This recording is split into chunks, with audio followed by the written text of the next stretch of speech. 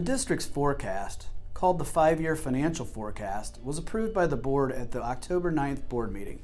The 5-year financial forecast is a tool that aligns our income and expenses to our district's current and future goals with respect to academics, operations, and facilities, and it is required by the Ohio Department of Education. Similar to the district's publication of a debut financial prospectus, which was mailed to all residents within the Indian Hill Exempted Village School District in August, we wanted to communicate dynamically with our stakeholders about our 5-year forecast.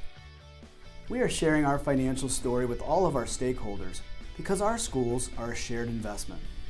As we look at 3 years of history and 5 years into the forecast, we anticipate 7.67% total revenue growth. That is less than 1% per year. It is important to note that the majority of our revenue comes from property tax, around 90%. It is also important to note that Indian Hill receives minimal state education funding. In fact, just a little more than 4% of our total revenue is from this source, and we don't anticipate that ever increasing. Many of our residents may not realize our last operating levy was passed 25 years ago and was not renewed by the Board of Education in 1998. During those 25 years, our schools have had to absorb funding cuts, changes in tax laws, and inflationary cost increases.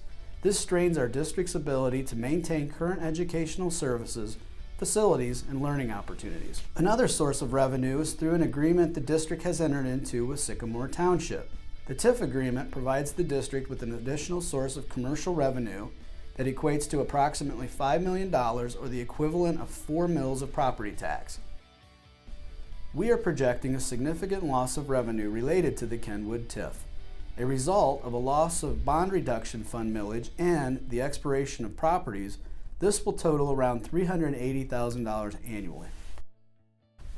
And while our revenue growth remains relatively flat year to year, our expenditures continue to grow. We are on track for a 16.2% increase within the forecast. Regarding expenditures, it is important to note that approximately 75% of our expenses are within human resources, salaries, and benefits. This is typical and in line with other area school districts. As with most school districts and businesses today, we are seeing an increase in health insurance premiums. And our budget sees additional stress because of the capital needs facing the district. We are working with aging facilities and systems across the district, and especially at Indian Hill Middle School. Each year, the district spends approximately $150,000 to fix leaks to the near 3 football fields of flat roofing at Indian Hill Middle School. Total list of repairs and capital needs throughout the district far exceeds the district's budget, and we are having to divert funds from our operating budget away from the classroom in order to make these repairs. The district can't sustain this financial model. The district has entered into the first private-public partnership for Home of the Braves. The district saw this as an opportunity to use money already allocated within our capital plan to address serious and substantial athletic facility needs and partner with private donors through the IH Foundation to increase and expand our ability to create a better facility that will serve even more student athletes. The district made a $1 million financial commitment to this project, which is currently on track. We are projecting a completion date of August 1st, 2019. To date, the committee has raised close to $1.7 million of the $2.7 million. We want to thank this team for their efforts to support our students and our community. As we have been sharing with our staff and our community, the current financial model is not sustainable.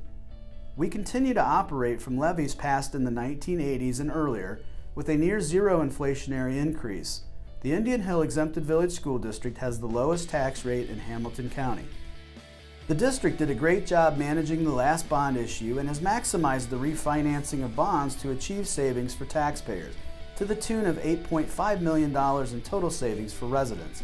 A significant share of what residents pay on this bond will fall off at the end of 2018 when over half of the 3.24 mills of bond debt expires. I appreciate the gift of your time. Should you have any questions about our shared financial investment, please don't hesitate to contact me directly.